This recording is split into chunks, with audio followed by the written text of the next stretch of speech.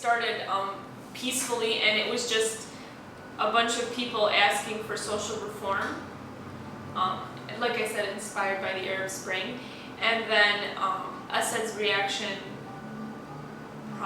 was, he overreacted a lot through massacring and torturing many, many people.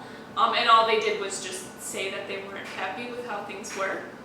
And then it became a full-blown fight. Now we have the Free Syrian Army. That I think, if my knowledge of history is correct, started about 2 years into the revolution. I did not know anything about the situation, the political situation in Syria, until there was a problem. I was never aware. I never took the time to like look it up or think about my country in that way. Like, it just didn't occur to me. Well, we can't go there anymore. That's one thing. I have a few family members that have lost their lives. I have a few family members that lost their homes. Actually, one of my family members, she like left the house to see someone else, to see like one of our cousins, and she came back and her entire house, everything was like burnt down. Like, she lives in an apartment, the entire apartment complex was gone. She lost everything that was there, like all the money that she had in the house, any documents, anything. It was all completely gone. It got hit, I think, in an airstrike. Pretty obvious that Bashar al-Assad is like, it's a dictatorship. As for, there's been some argument over whether or not like he's just a puppet president, and I guess that's up for debate. Like, there are perspectives that say that he is just a puppet president and he's working for different members of his family, but he's certainly guilty of nepotism, and it's certainly a form of dictatorship, whoever's the brains behind what he's doing. If you sit there and thoroughly study Hitler and then study Bashar, the parallels are like paramount. It's crazy. Because it was the same thing every day. Bashar killed this many people. Death toll in Syria is this much.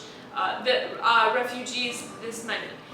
Etc., etc. So people got bored of hearing just more numbers, unfortunately. And then I guess ISIS is fresh and it's new because now they have all this power. So now they're getting all this coverage in the media, and Bashar's not getting any anymore.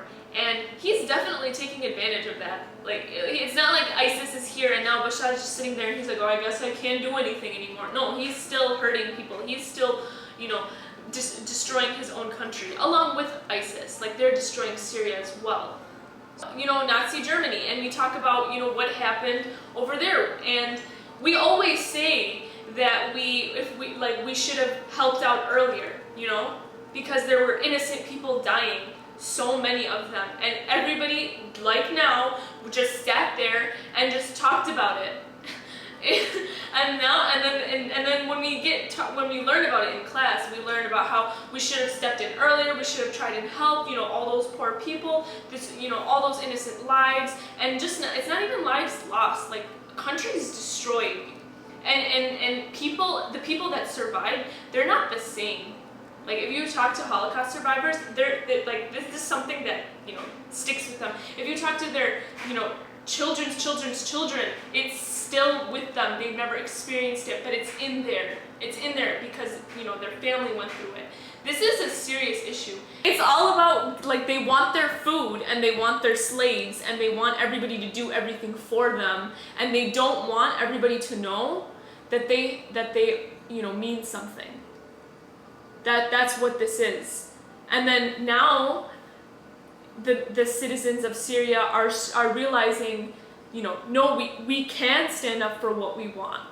We deserve it. Like, we're great. We deserve to be treated like human beings. We deserve a just environment to live in. We deserve to say things like, oh, we're not too sure how we feel about this, law or the education system or this or that or whatever, and then be fine. Like, they deserve that at the least, and that, let alone jobs, and food to eat that's not bread, which now they don't even have bread.